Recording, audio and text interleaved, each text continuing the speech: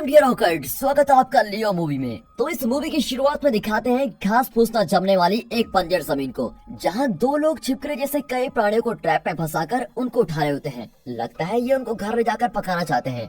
वैसे ही ट्रैप में फंसे हुए एक प्राणी को एक आदमी उठाकर अपने झोले में भर रहा होता है। तब उसके साथ आया हुआ उसका दोस्त कहीं दिखाई नहीं देता और वो जब उसको ढूंढ रहा होता है तभी रास्ते में उसको एक बड़ा सा खड्डा दिखाई देता है और वो सोचता है कि यहाँ पर आते समय तो एक भी गड्ढा नहीं था, तो ये यहाँ पर कैसे आ गया। और ऐसे सोचते समय अचानक उसका दोस्त उस खड्डे से ऊपर आकर कहता है मुझे बचाओ और चिल्लाने लग जाता है, लेकिन उसको बचाने से पहले ही उसको कोई अंदर खींच लेता है। तब ये आदमी खड्डे में झांक कर देखता है कि आखिर वहाँ पर है क्या, और पता नहीं वो ऐसा क्या देख लेता है कि डर के मारे वहाँ से तेजी से भागने लग जाता है और सीधे अपनी बाइक पे बैठता है। लेकिन कुछ देर में उसकी बाइक अपने आप आगे चली जाती है और वो वहीं ठहरा हुआ रहता है। तभी हम देखते हैं कि उसको एक जायंट लेजर्ड यानी कि एक बड़ी छिपकली पकड़ रही होती है। फिर उस आदमी की कहानी भी खत्म हो जाती है। अब अगले सीन में दिखाते हैं हमारे हीरो काऊ को, जो एक क्लब में कोई रैप सॉन्ग गा रहा होता है और वो बेहद ही अच्छा गाता है, जिसके लिए ऑडियंस उसकी खूब तारीफ भी करती है। फिर कुछ देर बाद थककर वो कोई एनर्जी ड्रिंक पीने लग जाता है और उसके बगल में उसकी असिस्टेंट जेन बैठी होती है। असल में काऊ कोई एल्बम तैयार करने का काम कर रहा होता है और अगर वो एल्बम लोगों के दिलों को छू लेती है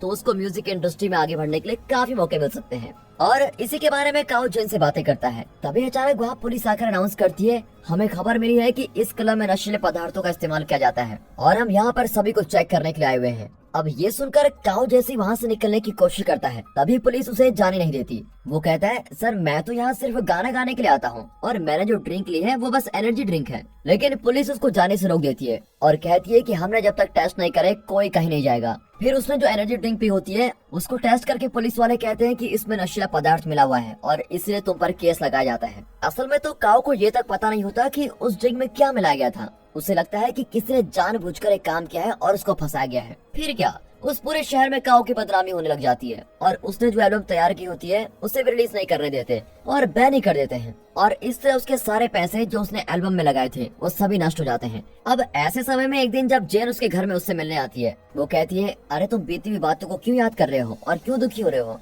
अब आगे क्या करना है इस बारे में सोचो।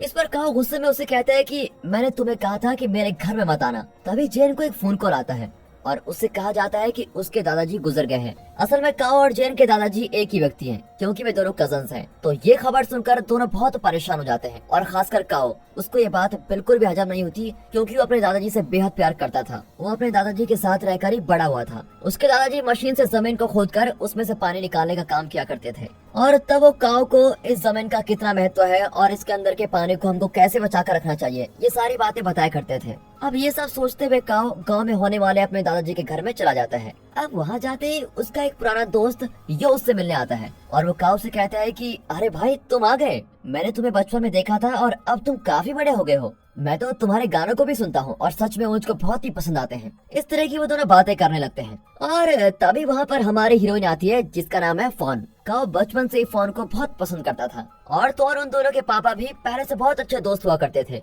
फॉन के पापा ने काऊ के पापा को वादा किया होता है कि वो अपनी बेटी की शादी काऊ से ही करवाएंगे। अब क्योंकि उनके गांव में ज्यादातर बंजर जमीन होती है, इसलिए वहाँ के लोग छिपकली जैसे छोटे छोटे प्राणियों को ट्रैप में फंसाकर उनको मार कर खाते हैं और इसीलिए बचपन में काऊ और फॉन उन फंसे हुए प्राणियों को निकालकर उन्हें बाहर छोड़ देते थे। फॉन 10 साल पहले इस गांव को छोड़कर चला गया था और अब 10 सालों बाद वो इस गांव में आया है और फॉन से मिल रहा है।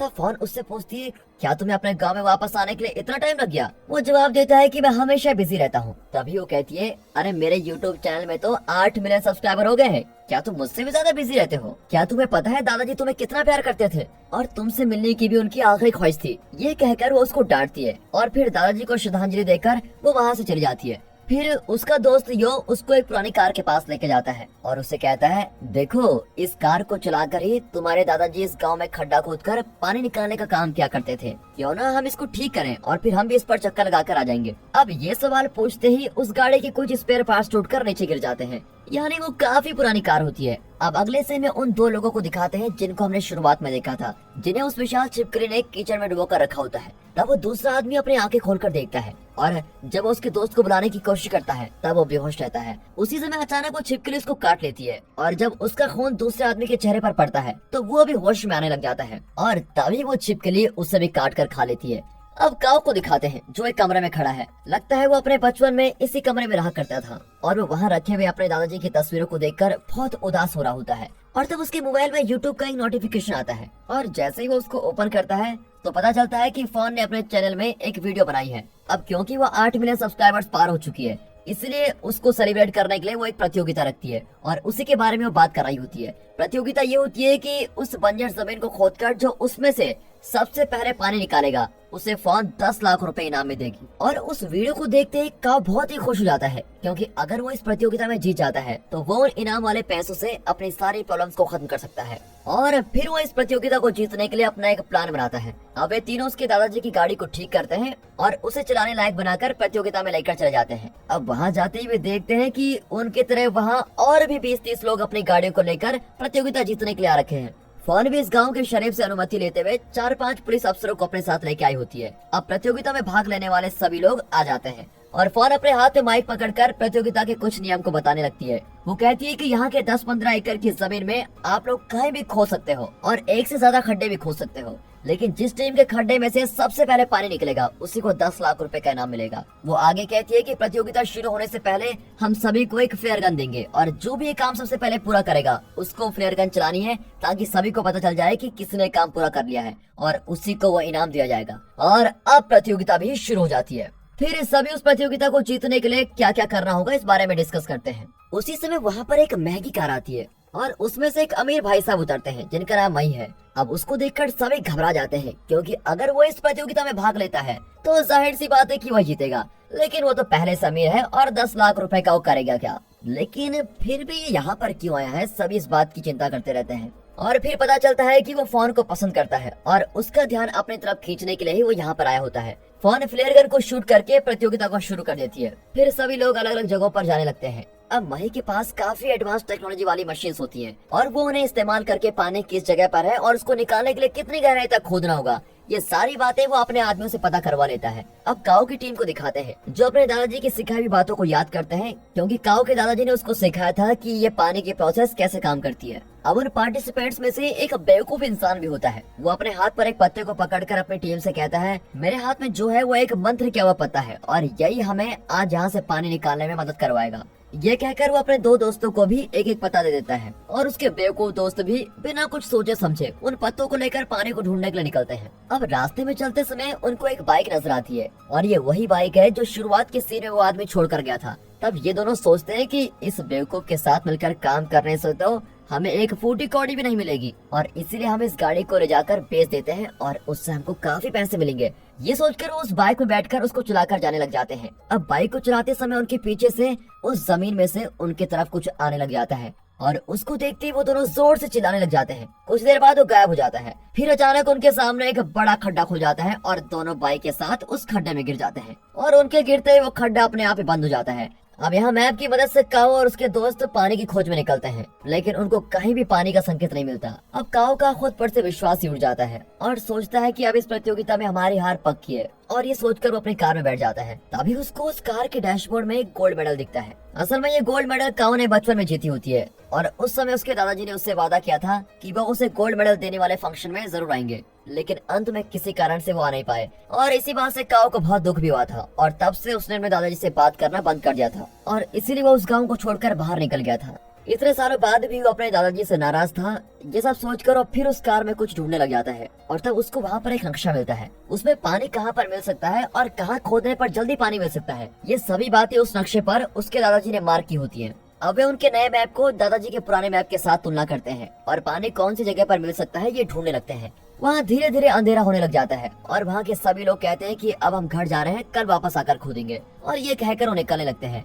लेकिन कोई कोई काफी दूर से वहाँ पर आए होते हैं और वे लोग वहीं ठहरने का फैसला करते हैं। उनमें से एक टीम वहीं बैठकर एक छिपकली को पकड़कर खा रहे होते हैं और उनमें से एक आदमी बहुत शराब भी पी लेता है और कहता है मुझे सुसु आ रही है और अकेले में उठकर चला जाता है। फिर वो अपने गिलास से चांद को देखते हुए कुछ गाने गाने लग जाता है और तब उसे दूर से कुछ उड़कर आता हुआ नजर आता है और वो सोचता है कि ये तो काफी बड़ी तितली है, लेकिन वो असल में तितली नहीं विशाल छिपकली होती है और वो उस आदमी का सर अलग करके उसको फेंक देता है। अब उसका खून उसके दोस्तों के सामने आकर गिरता है, जिसको देखकर वे दोनों बहुत डर जाते हैं और वहाँ से भागकर अपनी कार में जाकर बैठने लगते हैं।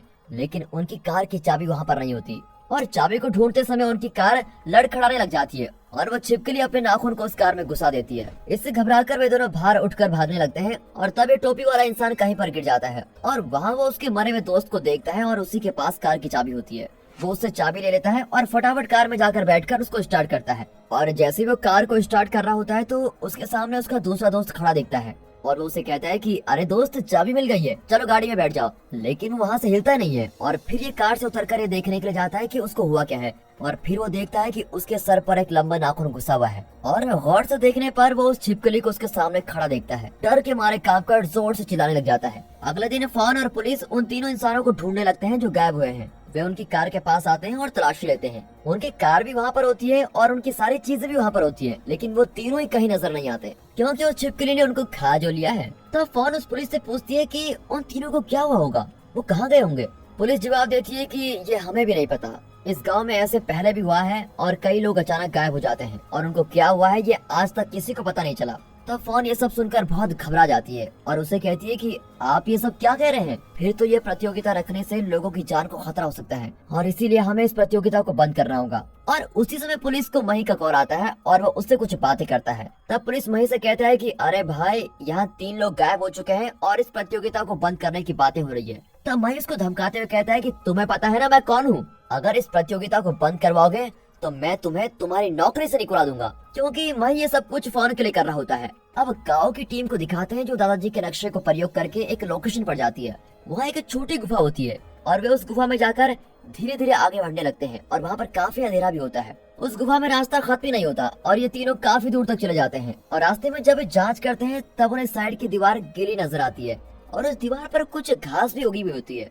वे अनुमान लगाते हैं कि उस गुफा में जरूर पानी मिलने की संभावना है और ये सोचकर बहुत खुश हो जाते हैं कि हमने पानी को ढूंढ लिया और हम इस प्रतियोगिता को जीतने वाले हैं और हमें 10 लाख रुपए मिलने वाले हैं। ये सब वे मजे से कह रहे होते हैं। तब यो के कानों में कुछ अजीब सी आवाजें आती है और वो यहाँ पर देखने लग जाता है कि है क्या। तब काऊ से पूछता है तुम्हें क्या हुआ है और क्या देख रहे हो। वो कहते हैं मुझे कुछ आवाज सुनाई दे रही है, लगता है यहाँ पर चमगादड़ है। वो ये कहकर अपना मुंह बंद ही कर रहा होता है, लेकिन तभी वहाँ पर छिपकली आकर उससे अपने मुंह से उठा लेके जाती है और ये देखकर काऊ और चैन बहुत घबरा जाते हैं और वहाँ से चिल्ला चिल्लाकर भागने लगते हैं। अब यहाँ मई पानी होने वाली जगह पर कुछ बॉम्ब रख देता है और ये देखकर फोन उसे कहती है ये सब तो मेरे नियमों में नहीं था, लेकिन वो उसकी एक नहीं सुनता और कहता है कि इस प्रतियोगिता में जीतने के लिए मैं कुछ भी करूंगा। उसी समय काऊ वहाँ पर तेजी से भागकर चिल्लाते हुए आता है और कहता है कि यहाँ कोई बड़ी छिपकली है जो हमको पकड़ने आ रही है, यहाँ से फटाफट निकलो। और उसने हमारे एक दोस्त को भी मार दिया है। लेकिन फोन उसकी बातों पर विश्वास ही नहीं करती। तब वहाँ पर काम करने वाला एक आदमी चिल्लाते चिल्लाते अचानक एक खड्डे में गिर जाता है और ये देखकर सभी को काऊ की बातों पर यकीन होने लगता है। फिर सब डर कर भागते हैं और पास में एक ट्रक में चढ़कर खड़े हो जाते हैं। तभी वो छिपकली एकदम से उनके सामने आकर खड़े होकर अपना मुंह खोलती है। लगता है वो सभी को एक साथ काट कर खाना चाहती है, लेकिन तब तक सभी लोग इस ट्रक से कूदकर अलग अलग दिशाओं में चले जाते हैं। अब ट्रक के फ्रंट साइड में मही और जैन बैठे हुए होते हैं और जब वो पुलिस वाला भी उस गाड़ी में बैठने की कोशिश करता है तब मही दरवाजे को लॉक कर देता है और बस फिर क्या, पुलिस उस छिपकली का शिकार बन जाता है। फिर वो छिपकली काऊ और फोन को पकड़ने के लिए जाती है। तभी वे दोनों एक खड्डे में जाकर छिप जाते हैं। वो छिपकली भी वहाँ जाकर उनको खाने की कोशिश करती है, लेकिन तब जेन उस ट्रक के हॉर्न को लगातार बजाती रहती है और उसकी आवाज को सुनकर छिपकली फिर से ट्रक के पास चली जाती है। अब काऊ और फोन जिस गुफा में छिपे हुए थे वो गुफा कहीं खत्म ही नहीं हो रही होती है और वो काफी दूर तक चलते रहते हैं। वे आगे बढ़ते ही रहते हैं इस आशा में कि ऐसे चलते चलते शायद वे बाहर निकल जाएं। लेकिन अगले सीन में दिखाते हैं कि जेन और मही जो उस ट्रक में छिपे हुए थे वो जैसे ही गाड़ी से बाहर चारों ओर देखते हैं तो उन्हें वो छिपकली कहीं भी दिखाई नहीं देती और वे सोचते हैं कि शायद वो वहाँ से चली गई होगी। फिर वे जब गाड़ी से बाहर निकलने के बारे में सोचते हैं तो उनके सामने के शीशे में छिपकली का हाथ आकर गिरता है और वो छिपकली उस गाड़ी पर ही बैठकर सो गई होती है। अब अगर वे बाहर निकलेंगे तो उनकी कहानी यहीं पर खत्म हो जाएगी, ये सोचकर वहीं बैठे रहते हैं। यहाँ काऊ और फोन जब उस गुफा में चल रहे होते हैं तब उन्हें रास्ते में छिपकली के बड़े बड़े अंडे नजर आते हैं और अगर उन अंडों में से बड़ी बड़ी छिपकली बाहर आ गई तो काऊ के पूरे गांव को नष्ट कर देंगे। फिर वे वहाँ यो को देखते हैं जिसे उस छिपकली ने मारकर वहीं सील करके रखा होता है। यहाँ जेन अपने मोबाइल फोन से चेक करती है कि असल में छिपकली कर क्या रही है, तो वो वहाँ पर खराटे मारते हुए सो रही होती है और तब मही कहता है मेरी कार पास में ही है और अब ये छिपकली भी गहरी नींद में है, इसीलिए हम तुरंत यहाँ से निकलकर मेरी कार में बैठ जाते हैं और हम यहाँ से बचकर निकल जाएंगे। फिर जेन पहले ट्रक से बाहर उतरती है और जल्दी उस कार तक पहुँच जाती है। लेकिन वही अपने कार तक नहीं पहुंच पाता क्योंकि उसके सामने छिपकली की पूंछ होती है और जेन से कार का दरवाजा भी नहीं खुल रहा होता है। इसलिए वही अपने हाथ में रखे रिमोट से उसे अनलॉक कर देता है और ठीक उसी वक्त पर छिपकली जाग आती है और वो मही को काट कर खा लेती है। अब ये देखकर जेन जल्दी जल्दी कार में जाती है और वहाँ बैठकर सुरक्षित रहती है। यहाँ फोन काऊ से कहती है कि इस छिपकली ने जिन लोगों को पकड़ कर रखा है उन सभी को हमें बचाना होगा, हम उन्हें इस तरह छोड़कर नहीं जा सकते। तब काऊ स्वार्थी बनकर जवाब देता है कि हम सिर्फ खुद को बचाकर यहाँ से निकलेंगे, हमें औरों की चिंता नहीं है। तो फोन उसे कहती है कि अगर तुम्हारे दादाजी यहाँ पर होते तो इस तरह लोगों को मारने के लिए छोड़कर कभी नहीं जाते। वो कहता है कि तुम्हें मेरे दादाजी के बारे में नहीं पता और वो इतने भी अच्छे नहीं थे। बच्चों ने मैंने जब गोल्ड मेडल जीता था तो वो उस दिन फंक्शन में नहीं आए थे और तब से मैंने उनसे बात करना ही बंद कर दिया था। अब ये सुनकर फोन खड़ी हो जाती है और एक फ्लैशबैक दिखाया जाता है। असल में उस दिन उसके दादाजी जल्दी जल्दी में उस फंक्शन में शामिल होने जा ही रहे थे, लेकिन उस समय फोन को एक सांप ने काट लिया था और उसे रास्ते में देखते ही दादाजी तुरंत उसको हॉस्पिटल लेकर गए थे और इस प्रकार दादाजी ने फोन की जान बचाई थी। फोन कहती है कि मैं तुम्हारे दादाजी की वजह से यहाँ जिंदा हूँ, ऐसे इंसान के बारे में तुम गलत बातें कर रहे हो। ये सब सुनकर तो काऊ बड़ा हैरान हो जाता है और उसके पास बोलने के लिए एक भी शब्द नहीं होता। वो दादाजी को याद करके रोने लग जाता है। फिर वो फोन से कहता है कि इतने सारे लोगों को बचाने का काम सिर्फ हम दोनों नहीं कर सकते और इसके लिए हमें और भी कई लोगों की मदद लेनी होगी। फोन उसको एक मस्त आइडिया देती है। अब काऊ ने जिस गिली दीवार को देखा होता है उस दीवार के पीछे जरूर पानी होगा और इन छिपकलियों को पानी बिल्कुल भी पसंद नहीं होता और इसलिए उन्होंने इतनी बड़ी दीवार को बनाया है ताकि वो पानी बाहर से यहाँ ना आ सके। तो अगर किसी तरह हम इस दीवार को तोड़ देते हैं और बाहर से पानी यहाँ पर आ जाए तो छिपकलियां मर जाएंगी। वे दोनों इस प्लान के बारे में डिस्कस करते हैं। अब यहाँ दिखाते हैं तो छिपकली ने मही को निकल लिया होता है और उसे भी मारे बगैर वो उसे गुफा में लेके आती है और बाकी लोगों की तरह उसको दीवार में सील करके रखा होता है। यहाँ काऊ और फोन किसी तरह से बाहर निकल गए होते हैं और वो छिपकली उनका पीछा करते हुए आती है। तब सामने देखते हैं तो कुछ योयो बॉयज खड़े होकर मजे कर रहे होते हैं और उनको देखकर ये दोनों चिल्लाकर कहते हैं, अरे बदमाशों, यहाँ विशाल छिपकली आ रही है, तुम सब तुरंत यहाँ से भाग जाओ। लेकिन वे इनकी बातों को सुनते नहीं है और तब वो छिपकली उन्हें देख लेती है और वो तेजी से उड़ते हुए उनकी तरफ आने लग जाती है। अब ये लोग अपनी बंदूकों से उसको मारने की कोशिश करते हैं लेकिन उससे छिपकली को कुछ भी नहीं होता और इसका बदला लेते हुए वो छिपकली एक आदमी को काटकर उसके 2 टुकड़े कर देती है। वो छिपकली किसी पर भी तरस खाए बिना हर एक को निगलने लग जाती है और उसी समय काऊ होश में आता है और जब वो अपनी आंखें खोलता है तो वो उस छिपकली को फोन के पीछे खड़े देखता है। वो छिपकली धीरे धीरे फोन को निगलने लगती है और काऊ उसको अपनी बंदूक से काफी बार शूट करता है लेकिन उसका कोई फायदा नहीं होता और वो छिपकली वहाँ से चली जाती है। अब काऊ उस छिपकली के पीछे जाने लग जाता है लेकिन वो लड़के उसको ऐसा करना ही नहीं देते। वे उसे कहते हैं कि भाई अब तो उसने फोन को मार ही दिया होगा। काऊ कहता है नहीं, उसने उसे जरूर जिंदा रखा होगा क्योंकि वो अपने अंडों में से बाहर आने वाले बच्चों के लिए खाना जमा कर रहा है और फोन को भी वो बचा कर रखेगा। वो आगे कहता है कि इसके पहले कि वो फोन को खा जाए मुझे तुरंत जाकर उसको बचाना होगा। फिर वो अपने फ्लेयर गन से आसमान में शूट करता है और उस सिग्नल को देखकर दूसरी टीम भी उस जगह पर पहुंच जाती है और जेन भी अपने साथ कई लोगों को लेकर वहाँ चली जाती है। वे सब आकर पूछते हैं कि क्या बात, तुमने पानी ढूंढ लिया? तो काऊ उन सभी को छिपकली की वीडियो दिखाकर कहता है कि यहाँ छिपकली इस गांव के लोगों को मार रही है और हमें इसे पहले मारना होगा और इसके जाल में फंसे हुए लोगों को हमको बचाना होगा। इसके लिए मेरे पास एक अच्छा आइडिया है। अब छिपकली को दिखाते हैं तो ये फोन को गुफा में लेके आ गई है और जब वो उसको भी दीवार में सील करने जाती है तो ऊपर से सभी लोग लगातार हॉर्न बजाते हैं और उस आवाज को सुनकर छिपकली जल्दी जल्दी बाहर आने लग जाती है और तभी यो होश में आकर फोन को पुकारने लगता है। बाहर सभी लोग लगातार हॉर्न को बजाते रहते हैं और जब वो छिपकली अचानक से बाहर आ जाती है तो वो छिपकली उनके बनाए गए ट्रैप में फंस जाती है और फिर लोग अपनी गाड़ी में रखे हुए बोर मशीन को ऑन करके उस छिपकली को मारने के लिए उसके पास आते हैं। लेकिन ऐन वक्त पर उसके गले में लगा हुआ ट्रैप खुल जाता है और सामने के 2 लोग उसका कुछ भी नहीं कर पाते। काऊ की बोर मशीन छिपकली के हाथों में घुस जाती है और फिर इससे गुस्से में आकर छिपकली काऊ को एक ही शॉट में मार डालने के लिए अपना हाथ आगे बढ़ाती है लेकिन तब तक काऊ जल्दी से बाहर आकर गिर जाता है। अब वो छिपकली और काऊ आमने सामने खड़े हैं। तभी बाहर का एक इंसान छिपकली के चेहरे पर एक बोतल को फेंक देता है जिससे उसके चेहरे पर आग लग जाती है और उस दर्द को सहन न कर पाने से छिपकली फिर से गुफा में चली जाती है। उसी समय जेन अपने साथ कई लोगों को लेकर उस गिरी दीवार के पास जाती है और वे सब उस जगह पर काफी बॉम्ब सेट कर देते हैं। इतना ही नहीं बल्कि उस छिपकली ने जिन लोगों को पकड़कर वहाँ सील किया गया होता है उन सभी को बचा भी लेते हैं और जब ये सब मिलकर वहाँ से बाहर निकलने की कोशिश करते हैं तभी अचानक वो जगह लड़खड़ाने लग जाती है और उससे घबराकर वहीं उन्हें छोड़कर दूसरी तरफ भागने लग जाता है और अब ये सोचते हैं कि अगर उसे बचाने गए तो हमारी जान को खतरा हो सकता है। ये सोचकर वे सब खुद की जान बचाते हुए गुफा से बाहर आ जाते हैं। लेकिन तभी काऊ को एक बात पता चलती है कि फोन उनके साथ नहीं आई है क्योंकि जब मई घबराकर दूसरी तरफ भागा होता है तो उसको बचाने के लिए फॉन भी उसको ढूंढते हुए उसके पीछे गई थी। अब काओ उस बम को ब्लास्ट करने के लिए रिमोट को अपने साथ लेके आता है और उन्हें कहता है तुम लोगों को हमारे आने का इंतजार करने की कोई जरूरत नहीं है, तुम लोग यहाँ से चले जाओ, हम एक काम पूरा करके वापस लौट जाएंगे। ये कहकर वो गुफा में चला जाता है और उसी समय वहाँ फॉन मी को ढूंढ लेती है और उसे कहती है चलो अब यहाँ से जल्दी निकलते हैं। अब जैसे ही वो वहाँ से निकल रहे होते हैं ठीक उसी समय वो छिपकली आकर खड़ी हो जाती है। अब उसको देखकर मही डर जाता है और वहाँ से रफू चक्कर। अब वहाँ फोन अकेली खड़ी रहती है और जब छिपकली उसको खाने के लिए आती है तभी अचानक काव वहाँ कूदकर एक कुल्हाड़ी से उसके सर पर मार देता है और इससे छिपकली थोड़ी घायल हो जाती है और उन्हें कुछ नहीं कर पाती। अब इस मौके का फायदा उठाते हुए वे दोनों वहाँ से बाहर भागने की कोशिश करते हैं, लेकिन छिपकली उनका पीछा करने लगती है। तभी वे भागकर एक बड़े से पत्थर के पीछे छिप जाते हैं और तब वो छिपकली अपनी पूंछ से फोन को उठा लेती है। वो काव को भी खाने जा रही होती है, लेकिन काव उसी समय अपनी जेब में से फ्लेयर गन निकालकर उसके कान में शूट कर देता है और दर्द होने के कारण वो फोन को छोड़ देती है। फिर वे दोनों वहाँ से भागने की कोशिश करते हैं और भागते समय काव उस रिमोट के बटन को प्रेस कर देता है जिससे उनके सेट किए हुए सारे बम फट जाते हैं और फिर उस दीवार के पीछे का पानी तेजी से बाहर बहने लगता है और पानी उस छिपकली पर आकर गिरता है और उसको डुबा देता है, उसके सारे अंडों को विनष्ट कर देता है और आखिर में काव, फॉन, जेन और यो गुफा से बाहर आ जाते हैं और इतने सालों से सूखी पड़ी उस बंजर जमीन में अब कुछ समय बाद ही हरियाली पनपने लगेगी और अब उनको पानी भी मिल चुका है और इस प्रतियोगिता में काओ ही जीता है। अब हम सोचेंगे कि इतना कुछ हो गया, लेकिन मही का क्या हुआ? तो मही किसी तरह गुफा से बाहर निकल जाता है और तो और उसने छिपकली के एक अंडे को भी साथ ले लिया है और मही हंसते हुए उस अंडे को देख रहा है। और दोस्तों इसी के साथ ये मूवी यहाँ पर खत्म होती है। दोस्तों अगर वीडियो इंटरेस्टिंग लगी हो, मूवी अच्छी लगी हो,